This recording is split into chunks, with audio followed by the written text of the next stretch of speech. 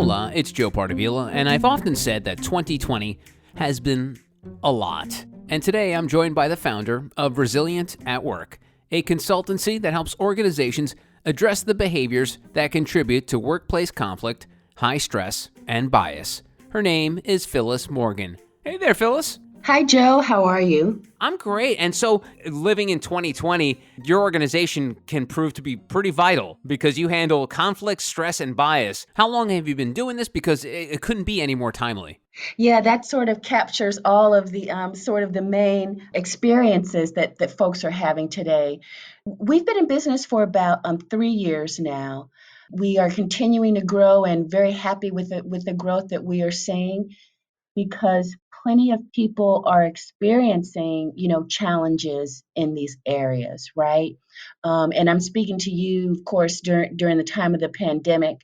So there's a lot of people experiencing tremendous stress from, uncertainty, lack of safety around COVID, and the changes that they've had to make as a result of this virus. And some people actually in very unsafe, situations. I'm thinking of, first responders and people on the front lines. So yeah, these themes about, stress and conflict we've seen, in the media and from our own personal experiences during this pandemic as well, people experiencing increased amount of conflict. We might be working from home, so we're in closer contact and longer contact around family members or others, and we're not used to that. And so there is this friction, that's happening there. With bias, looking at the what's happening in our world in terms of the social justice movement, in terms of institutional racism or injustice that's happening in our systems and in our country, there's been a tremendous amount of interest in what can I do to increase my awareness around these issues, and then what can I do myself personally to help not be a part of the problem. And so bias is really becoming more aware of what our biases are, and then, how to get underneath that, and how to interrupt those biases before we take action on the basis of them Hmm. are so very important. So, Phyllis, let's step back a moment because, as the kids like to say, show us your receipts. What what made you qualified to create this company? Like, how did you get into this line of work? Yeah, so by education and training, I am an employment lawyer and have been for a few decades. And actually seeing the mischief that's been happening in the workplace is one of the reasons that I was inspired to do this work. So there's this aspect of, as a lawyer, looking at the types of behaviors that are contributing to, bad results in the workplace. And then for the last 15 years or more, I have been studying and practicing with meditation, mindfulness, particularly mindfulness meditation, and mostly in Asia. So I've brought these two disciplines together in the work that we do at Resilient at Work. So, I don't want to go any further because, and folks who aren't familiar with the term mindfulness, for the people who haven't gotten into either meditation or mindfulness, how would you describe mindfulness? Yeah, mindfulness is a method. It is a way of paying attention, and it's a way of paying attention with a certain, so it's attention and intention. So it's paying attention to what's going on in this present moment. And that could be, internally and externally, what's going on inside of yourself, what's going on outside of yourself, and bringing the intention to do that with openness and curiosity, and this sense of like not judging and criticizing yourself or the experience, not judging it as good, as bad, as something that, immediately needs to be changed. So then having this aspect of really paying attention to what's going on, doing that intentionally, and with this aspect of openness and gentleness, I would say. And that segues sort of into the book you're in the middle of working on, which has the working title Courage in Conflict, but it's about reducing conflict using mindfulness. So, what can you tell us about that? Yeah, so what I've seen, in this area of conflict, which of course is, it's a big subject, and there are many varieties. There are many ways that conflict, shows up, many ways that it looks like on the ground. And my book looks at interpersonal conflict in the workplace. And what I've seen over the years, and my work has included, advising in conflict environments in Afghanistan, in Uganda, and in other places. And certainly my work as an employment lawyer working for corporations over the years. And so there's a significant amount of people not managing themselves well when it comes to conflict. And so while there are, training about that's about tips, here's some tips for managing conflict, like that. What I found to be missing was this aspect of self-management.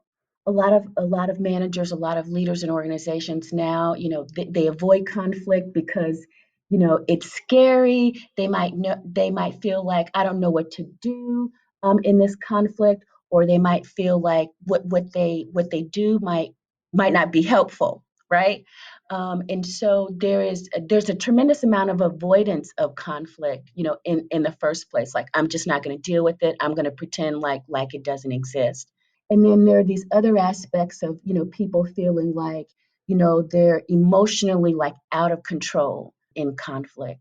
So the book really brings mindfulness-based practices into the conflict arena to help people better manage self, to increase self-awareness.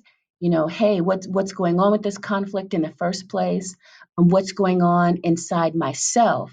How am I reacting physically? What's happening with my body? How can I manage, the emotions that are rising for me in this conflict? And then how can I create the space, the mental space, the cognitive space, and the physical space to, pause, slow down so that I can make better decisions when it comes to conflict management. It seems to me that conflict, to borrow a phrase, is very black and white. You either get people who avoid conflict at all costs or confront conflict head on. Is there a sort of a happy medium where you can sort of do both? Whereas I mean, I don't know what the best way to describe it. I mean, you're the expert in this. So is there a way to sort of avoid it and also take it on at the same time? Well, you raise an interesting point, and that is, all avoidance isn't unhelpful. So you might strategically avoid conflict because there might not be any good solutions. There might not be any benefit to taking it on. Strategically avoiding conflict might actually be the smart thing to do, but that's not what most people do. Most people are avoiding conflict out of habit. It's a habitual response based on, to some extent, our conditioning, what we were taught growing up, what we learned, who our role models were, that sort of thing. And in many cases, avoiding conflict when it's not strategic avoidance is not helpful for resolving it. It's not helpful for moving the conversation along. Is not helpful for problem solving. And to take it on doesn't necessarily mean that you have to be all in a totally aggressive way, overbearing, uh, aggressive in the way that you dominate the other person or the situation. It can mean taking it on in the sense of I can meet this challenge. I can meet this challenge without falling apart and without feeling like I need to dominate the other person or have that other person dominate me.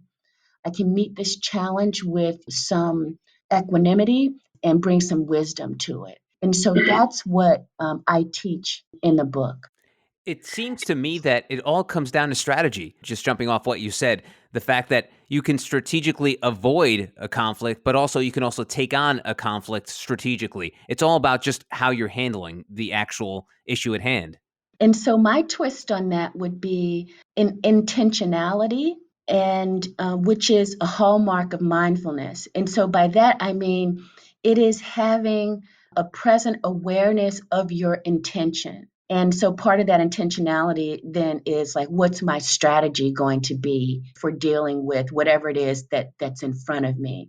So it is acting with this deliberate intention that you're aware of instead of acting out of habit, having this habitual response.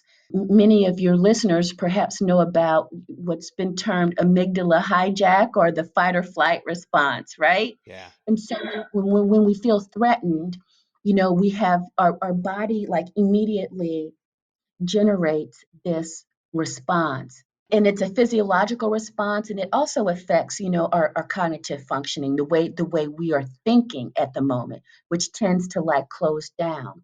But all of that then in turn leads a lot of us to then just act out of habit, so to have some automatic habitual response rather than a response that's informed by intention, by a little bit more deliberation. And so we're sort of in the age of discomfort now. We're basically, well, no matter what you're doing nowadays, whether you're working from home or you're working on the front lines, it's all about handling discomfort. How can we embrace discomfort? Yeah, I think that's a great question, because I think that a lot of the suffering that we experience in our personal lives as well as in our work lives result from feeling uncomfortable, right? Having discomfort and rejecting it, not being able to accept it, having a lot of resistance around discomfort. And so, if we can be better friends with discomfort, if we can, be a little bit more accepting of being in an uncomfortable spot, I think that that would help tremendously in terms of not only our mental health, but also, better business outcomes. Look, it is the nature of life, right? I mean, we cannot be in a pleasant place all of the time. That's not realistic. But what's also true is that nothing is permanent. And we can see this just by looking around at our lives right now, that nothing, stays the same. And so we can be uncomfortable for a moment, realizing that this discomfort isn't going to last. And so it's very true of this pandemic. There is this sense, that we're going to be here forever. Think about the Spanish flu of about 100 years ago. That didn't last forever, and also in terms of just the phenomena of life, nothing lasts forever. And so while we might have this feeling that I'm just going to be stuck in this really uncomfortable place forever, if we can begin to develop this perspective, open the lens and see that, look, this is just one point in time. And even though it's difficult and uncomfortable, realize that you're not going to be here forever. And actually, the benefit discomfort is that there's a lot of growth that happens in that space, right? I mean, when everything is like rocking and rolling, there is little incentive for us to actually challenge ourselves, to do something different, to seek out those growth experiences. But during the times of discomfort, challenge, and change, that's where so much of that self development and growth actually can happen. And so I would just say then, loosen the grip, loosen the mental grip on the thinking that we're going to be stuck here forever. And so if we can just open the hand a little bit and accept and be more accepting that this is this temporary state, and perhaps even, and I know this is perhaps even relax into it a little bit, I think that it will mean less suffering for us. Hmm. And I want to go back to our original conversation about conflict. And you might have noticed that we're in the middle of a contentious election cycle. Not sure if you've noticed that. And people will soon be experiencing holiday gatherings, God willing, whether it's Thanksgiving, Hanukkah, Christmas. Do you have any advice for folks who maybe are, I guess, worried or apprehensive about these family gatherings where there are conflicting opinions just in terms of the political spectrum? How can people still enjoy getting together with their family at a time like this when everyone has different opinions on things and believes in different things? Yeah, it's a great question. And I relate the question also to what's happening in some workplaces where I'm getting calls, asking about how can we have difficult conversations? Okay. How can we have difficult conversations around race, social justice, etc.? So this is challenging, right? Especially if we're in relationship with other people. And so that's, family members or coworkers. And so the first thing that I would suggest is ask yourself, what is it that you want from this? What do you want to achieve? How would you like this to unfold? Or what might your objectives be? So if you're getting together with a family member that you don't like, you don't care about, having a very contentious conversation about politics might not matter, okay?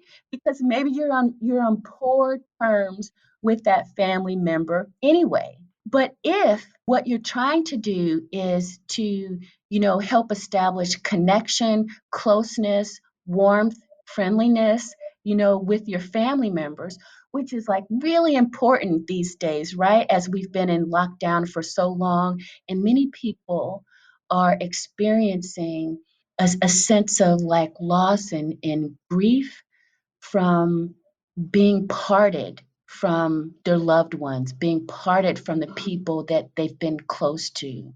And so, if the aim is to further that closeness, right, is to continue to develop that closeness, then you can ask yourself in terms of your own speech, like, is what I'm going to say or what I'm going to do, is that going to further that or undermine that? Hmm. And so I think that just is a guideline that one might consider.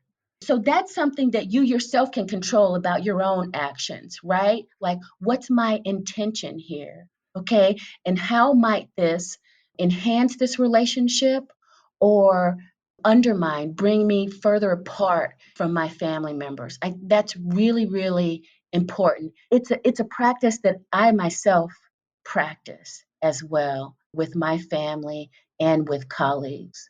Hmm.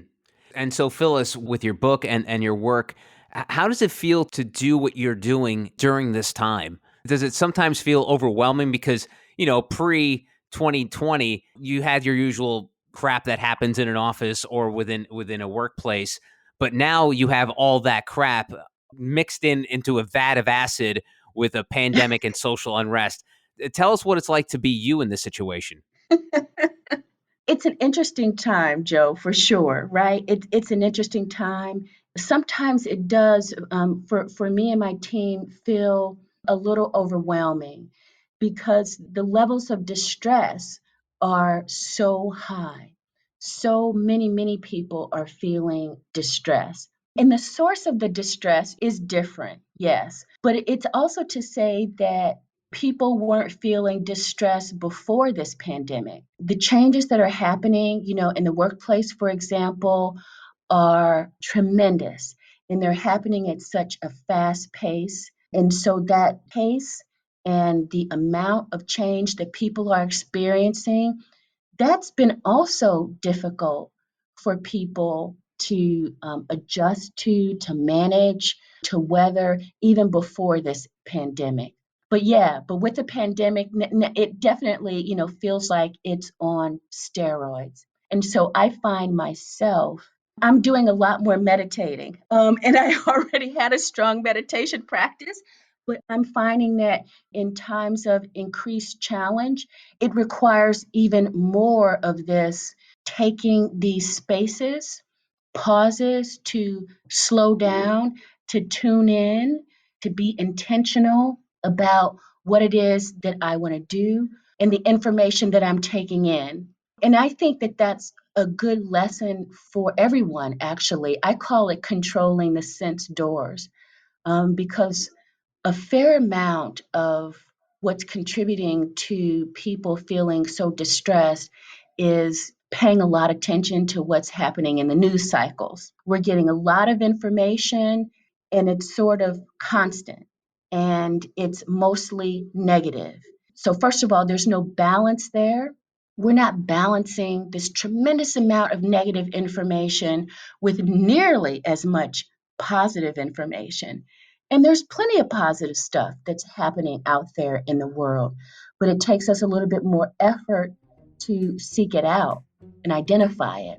Her name is Phillis Morgan. She is the founder of Resilient at Work. Phillis, thank you very much for the time. I'm looking forward to the book, and I wish you the best in your future endeavors. Joe, thank you so much for having me. I really enjoyed it. And that'll put a bow on this episode of Forbes Books Radio, available for you to listen and subscribe to on Apple, Spotify, Amazon, or wherever you get your podcasts. And please don't forget the golden rule and treat others as you want to be treated. Thanks for listening. Until next time, adios. This has been a production of Forbes Books Radio. Find out more at ForbesBooksRadio.com.